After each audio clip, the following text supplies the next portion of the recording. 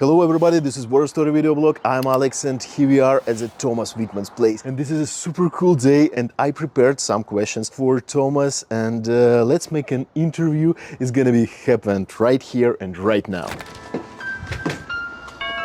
Oh my goodness, is that Alex here? So nice of you to come by my house.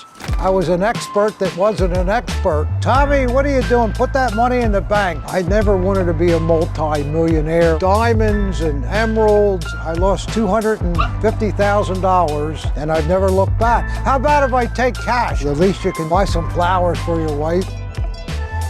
Hello Thomas, looks like it was an unexpected visit.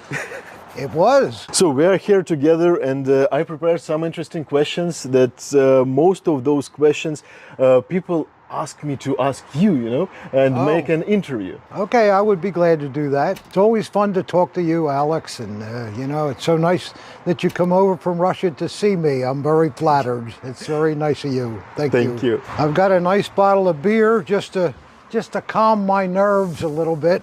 Not that I'm nervous, but what is it you would like to ask me, Alex? My first question is, what got you started? What got you started, like collect? I was always a collector of some sort. I used to collect stamps and coins, and I enjoyed that very much as a teenager. And in the 1950s, I know that's a long time ago, one of my uncles, who was in World War II, he was wounded in France, and that's my dog Jack barking. I'm sorry about that. You want to come in here, Jack? Yeah. Jack's just a puppy, and he's not well trained yet, so we have to put up with him a little bit. As I was saying, my uncle was a veteran in World War II. He was wounded in France in Saint-Lô. And he brought home a couple of German daggers and gave them to my father. And my father hung them in our TV room. In those days, in the 50s, everybody had their TV in a special room and all, and it was quite a thing. And the daggers were there for, quite a few years. And my brother and I were always, when my father wasn't looking, taking them down and throwing them into trees and things like that. And I still have one of the army daggers that came from my uncle with a broken cross guard that my brother and I did, but it is what it is. But at any rate, I used to deal in a coin shop, and I went in to see the coin shop man one day in 1965, and he had a book that was written by James Atwood, and it was all about collecting German daggers. He showed me the book and I looked at it and I was just entranced. I couldn't believe it. I ran home and I read the book from cover to cover, read it again the next day, and I thought, wow, these are the things that have been hanging on our wall all this time that I never took any interest in. And now I realize how historical they are and what they represent, and I wanted to get more. So after that, I started advertising in the local newspaper for war souvenirs, and I did that for about 10 years, and I started to get quite a few daggers. But there were a lot of duplicates. You always find a lot of bayonets and a lot of army daggers and a lot of second Luftwaffes, and I really thought that, it would be nice if I could sell these extra ones and then get something else that I needed for my collection. And I found out that you could sell these daggers at gun shows in those days. This was in the early and middle 1970s. I started doing that, and I was pretty successful at it. And after I did 2 or 3 shows, other people were coming up to me and telling me that they had daggers and they didn't know anything about them. And I tried to answer questions, and all of a sudden I was an expert that wasn't an expert, but I knew more than anybody else did. And so I kept doing that, and then after a while I did a lot of shows and was able to accumulate some rare daggers and nice pieces. And by 1981, I started thinking, wow, I'm doing better at selling daggers than I am at my job working. And my job working was interfering with the time that I should be going out looking for daggers. So I made the decision then in 1981 to quit my job. And I've never looked back. So I've been in this hobby ever since. I loved every day of it. I think it's tremendously exciting. Every day is a treasure hunt. And to this day, every morning when I get up, I can't wait to see what happens, you know, on the internet or the phone calls or a show we're going to. And it never grows old. It's made my life a very, very fine experience. I want everybody to know how important all of this is to me. I'm just very, very proud that I was able to do this, and I'm also proud that I was able to help with the hobby by doing it too. That's so cool. You got such a great hobby and such a great business. I mean, all in one. So what is the most memorable moment, like moment that got you good memory? I think that would be, there was a very wealthy man in the 1990s. His name was Bob Waits. He's gone now, but I got him into the hobby and he loved it.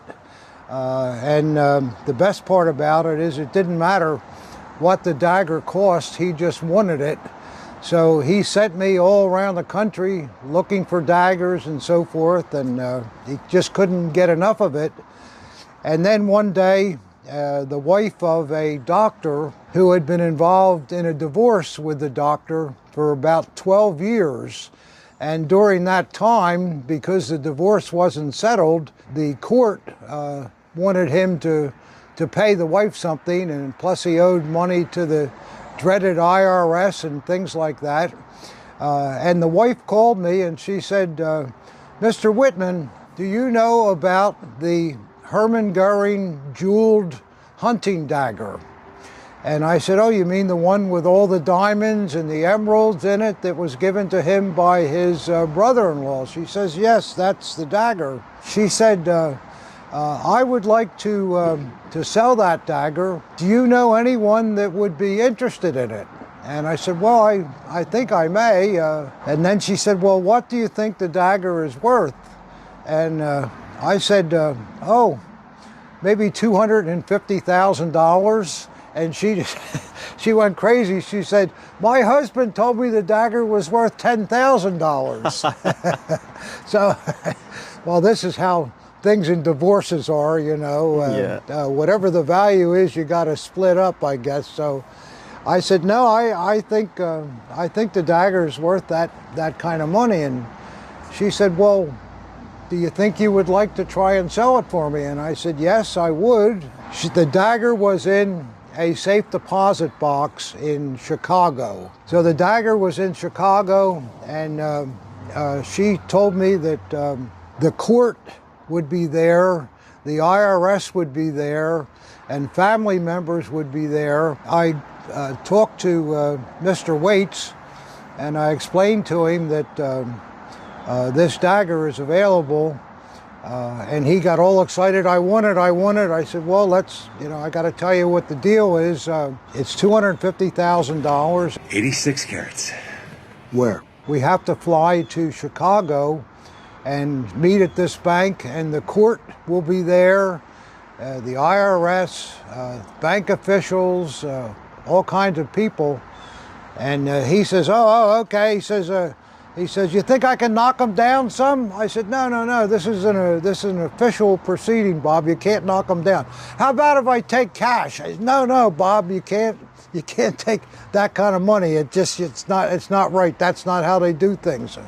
Well, okay.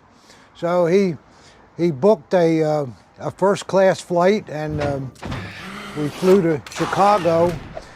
This guy, he was very charismatic, Bob Waits, and being on the airplane, by the time we got to Chicago, he knew everybody that was on the airplane. That was that kind of guy he was, and people just loved him. And Then when we went to get the luggage, I remember the luggage carrier guy, he said, "That's Omar Sharif, isn't it?" Omar Sharif is a famous movie star, and Bob looked like him. And I said, well, he says, "Oh, you just don't want to tell me. I know that's Omar Sharif." I said, "Yeah, okay, you're right."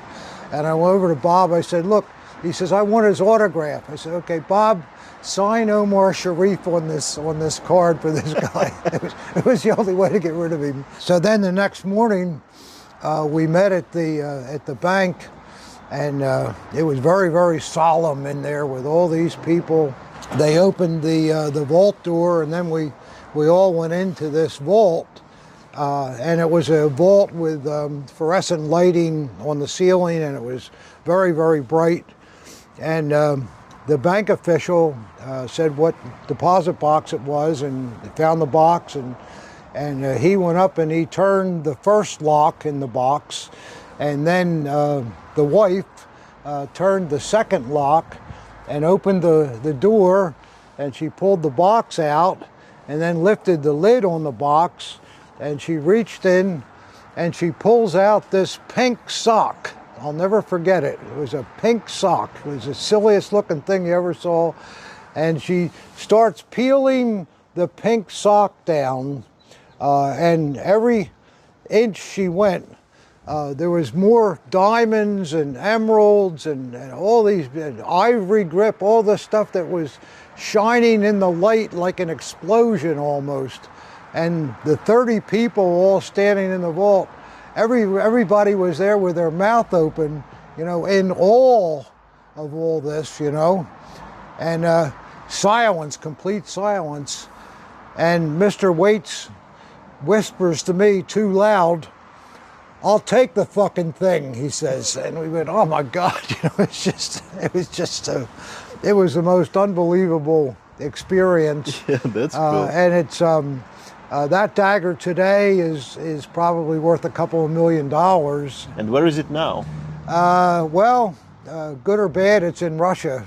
Oh, so you guys can text in comments, is it good or is it bad? And actually a few hours ago, during the Hermann Historica auction, Himmler's tunic has been sold. It was 1.5 million plus percentage. It was more than 2 million euros. Wow, it's amazing the amount of money that's involved with things. When I go back to my days in the 70s and the early 80s, when a Hitler Youth knife was $20, an SA dagger was maybe $50, and I'm jealous. Yeah. Even I bought a chained SS in 1968. It cost me $200, but it took me a month to pay for it. Oh yeah. Because $200 was a lot of money then. In my bank job, I made $100 a week back then, so it was not. But that experience with the Hermann Goering dagger, that's something that you could never forget, because it was such a thrill. Just the whole episode, the way it all was with all those people, and then to have a character like Mr. Waits in with there and all, it just was, it was maybe the best experience I've ever had in my collecting.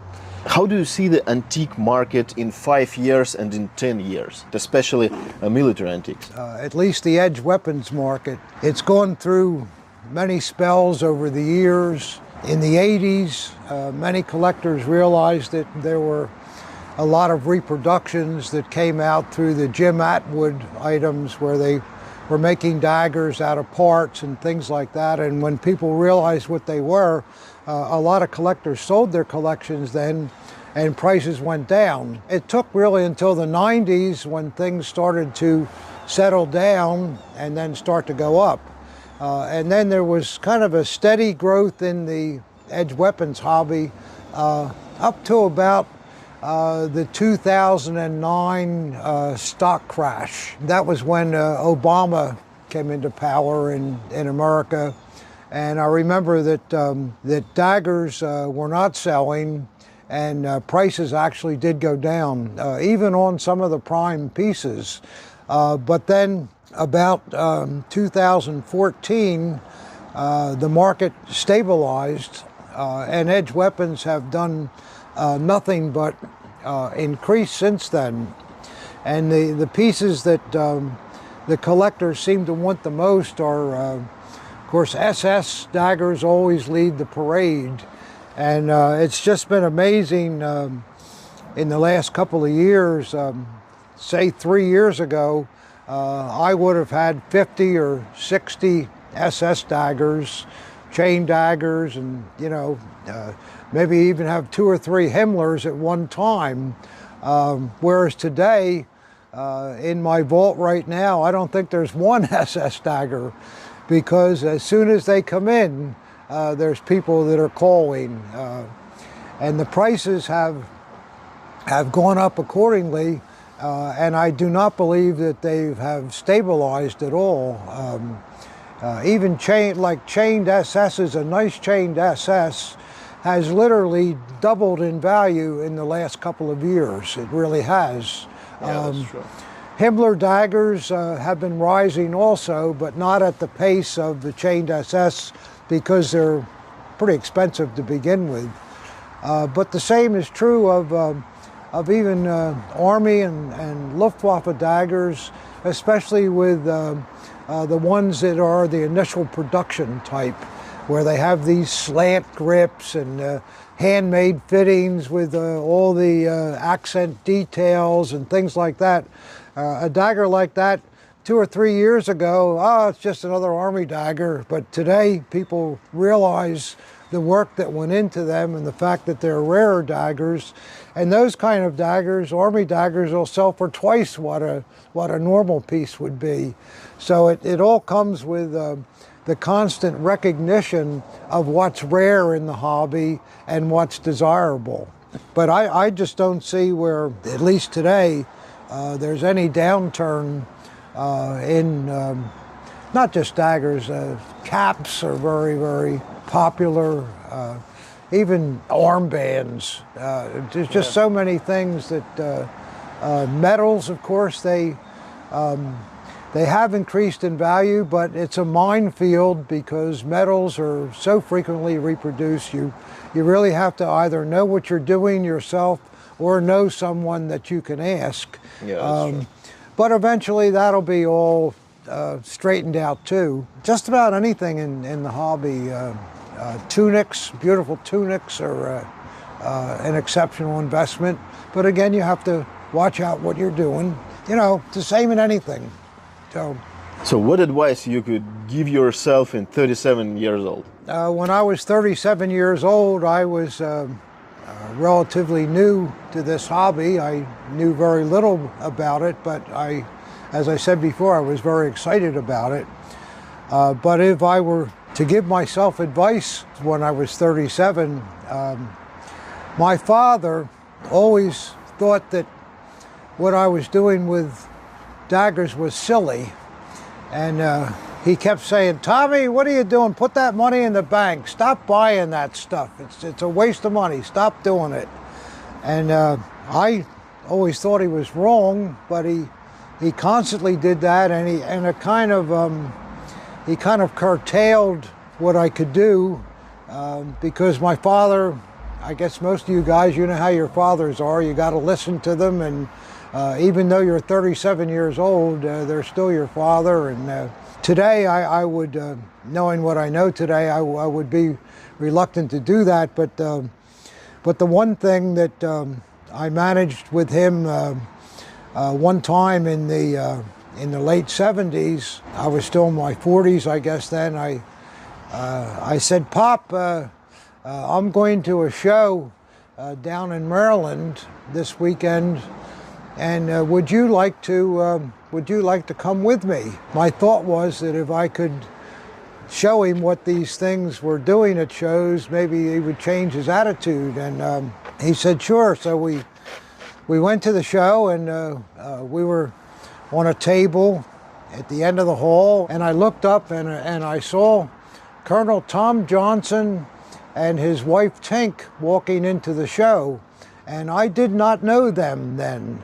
And I said to my father, I said, "Wow, that's Colonel Johnson. He's very famous. He wrote books on the subject." And my father, "Oh yeah, ho hum." And so then Tom comes walking down the aisle and he stops at my table. He introduces himself. I introduce him to my father and so forth. And he starts looking at some of the daggers that I had on the table. And the next thing I know, he gets his checkbook out and he writes me a check. And I said, well, thank you, Colonel. It's really nice to meet you. I hope we can see you again. And he says, yes, I hope so. You have nice things. And then he kind of walked on his way with the daggers. And Pop looks over and he says, how much was that check? I said, well, Pop, it's $5,000. And he said to me, Tommy, when's the next show?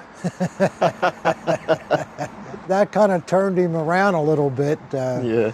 And he said, you ought to get to know that Colonel. And of course, I did get to know him, and Tom and I went on to become partners and established the Mac Show back in 1985, which grew to be the biggest show in the world in the 90s. I don't know, there's a lot of things I did wrong in my day. I see some of these dealers that I knew as young men that they've become auction houses, and they've established big retail stores in major cities, and they have 3 or 4 offices in Europe and America. And I probably should have done that early in my career. But I never wanted to be a multi-millionaire, really. I'm kind of a low-end kind of guy. I have everything I need, and how many houses do you need? How many cars do you... I just was never... I guess I was scared to do that. If somebody came along with a collection for $1 million, what I should have done is gone to the bank and borrowed the money and bought the collection. And I know I probably would have went on from there, but I never really did that. I always wanted to be comfortable with what I was doing in the hobby. So I'm really kind of a small-time guy compared to a lot of these people, but I don't lay awake at night either. So I think I'm doing the right thing. Again, it's all according to what you want in life. All I wanted was the pleasure of dealing in the hobby all the time. And of course I wanted to make a decent living, but I wasn't interested in, you know what I mean. Yes. I just wanted to stay me, and I have, and I'm very happy with that. Also, another question, everybody has like some regrets, but what is your biggest regret? I don't have any regrets with what I've done. I've just about everything I set out to do, I did accomplish. I think the only thing that was a regret was in 1985 when I experienced a robbery. In those days I was traveling around the country in a car with my inventory in the car with me, and I went to convention center and parked the car and went inside to find out where my tables were, and when I came out, my car was going, and everything I owned at the time was in the car, and I lost $250,000. That was in 1985, and that was a lot of money then. It was everything I had. And I guess my regret was that I shouldn't have left my car even for 5 minutes, because you never know today. That's my biggest regret, but there were good parts about it too. You know, there's always a silver lining to every cloud, and it got me into slowing down on driving around the country. I knew that was a dangerous thing, and I started going into making lists up and selling things through lists, and then it grew into a big catalog, and then I started using color pictures, and then the internet came out, and with it all, if I weren't robbed, I probably never would have got into the other type of doing business. Not that it was a blessing in disguise, but it was still not really a bad thing. And I like to say to people, you can always make more money. you know, you can. If you have your health and so forth, you can always make more money. And the last question for our subscribers in the end of this video, could you give advice to our young collectors who just wanted to start to get into the hobby? Maybe not that young, but anyway, for new people in hobby. I can do that. I get that question from a lot of people. It's not a difficult question to answer, but I guess it can be difficult for the person that's asking. If you want to get into this hobby, you've obviously heard that there's reproductions and there's people that are dishonest and things of that nature. So the last thing you want to do is take your hard-earned money and squander it on something that's worthless. My advice is that before you do anything, you should try to read as much as you can. There are a lot of really good books on collecting militaria, and get some feel of what you're really interested in and what you want to look for. And then after you get an idea of that, then you want to find out, what do I want to collect? Do I want to collect daggers? Do I want to collect caps? Do I want to collect badges? Do I want to collect armbands? Do I want to collect boots? I mean, everybody's different. Belt buckles, there's a ton of different things. But so once you kind of get an idea of what you want to collect, it's a good thing, after you've read something about it, try to go to a show where you can look at things and actually handle things, and then at the same time, maybe you can meet one or two other collectors that are there that can give you some advice that you get along with. They will also, those other collectors will be able to tell you which dealers to avoid.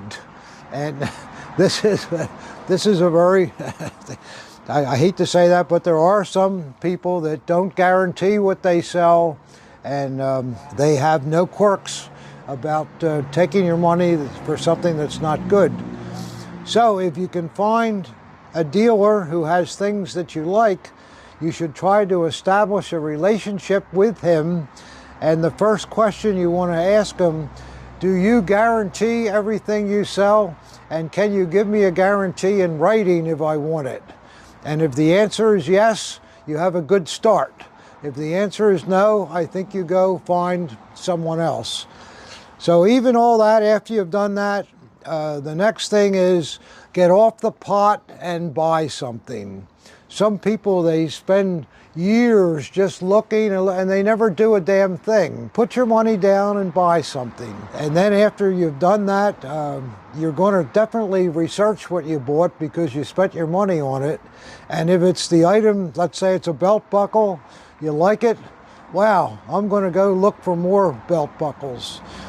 Then you'll start to you'll meet other dealers, you're going to meet other people, you'll get a feeling of people that you can deal with honestly and that will be good to you.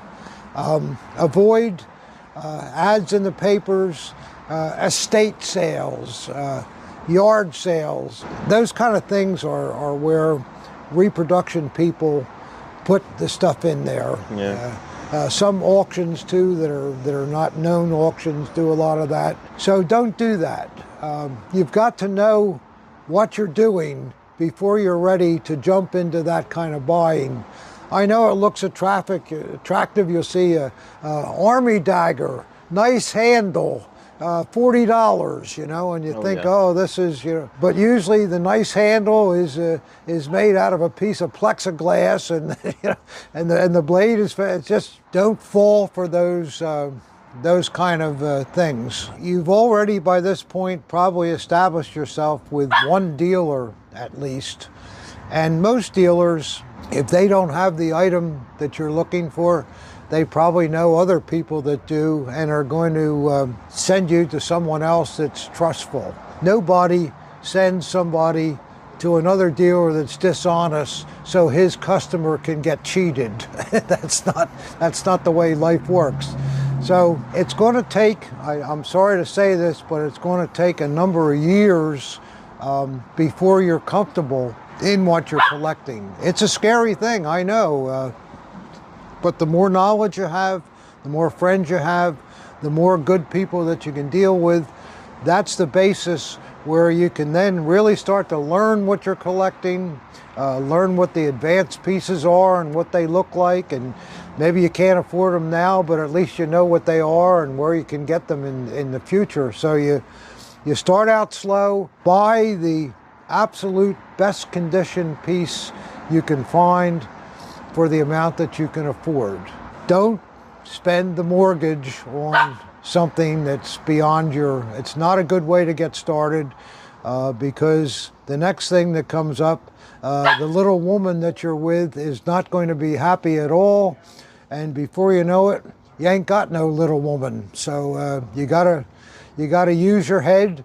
And I also always say too that a little equal treatment is good too. If you spend $1,000 on something, the least you can do is buy some flowers for your wife, or buy her a nice bracelet, or try to keep it equal between you as best you can, and you'll find that you'll have a very happy life. If you don't do that, collecting can get very lonely when you're all by yourself. I absolutely agree with that, and thank you for this valuable advice.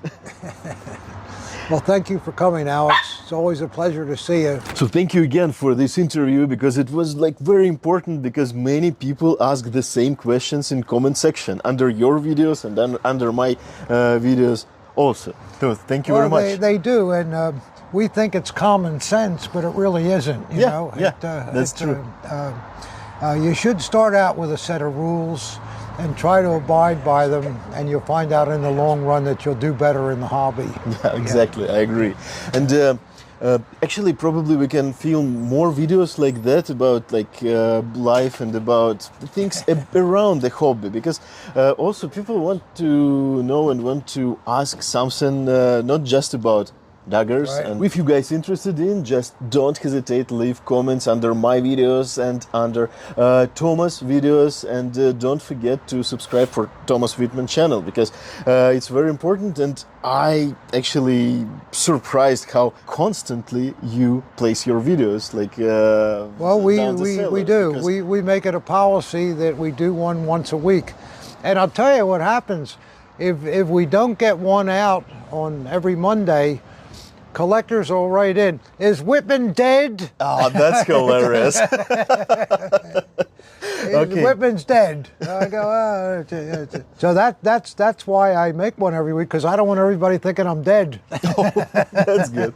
That's good. No, it's just when you start something like that, it comes to be expected, and you get people from all over the world that watch them, and they'll write in, "Oh, I got to have that video on Monday morning, it's important to me." Or in Europe, "I got to have that video when it comes out at 3 in the afternoon.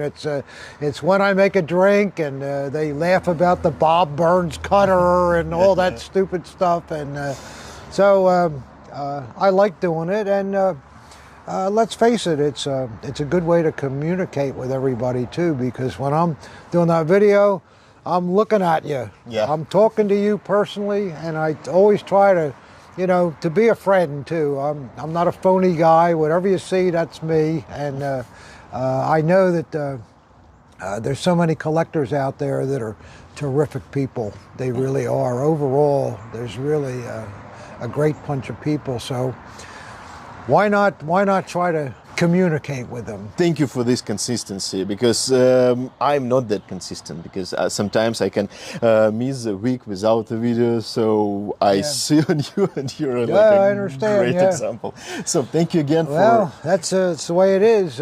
When you start something, you got to follow it through. That's true. So thank you guys for watching this video until the end, and for your feedback also. Have a good one, and see you real soon.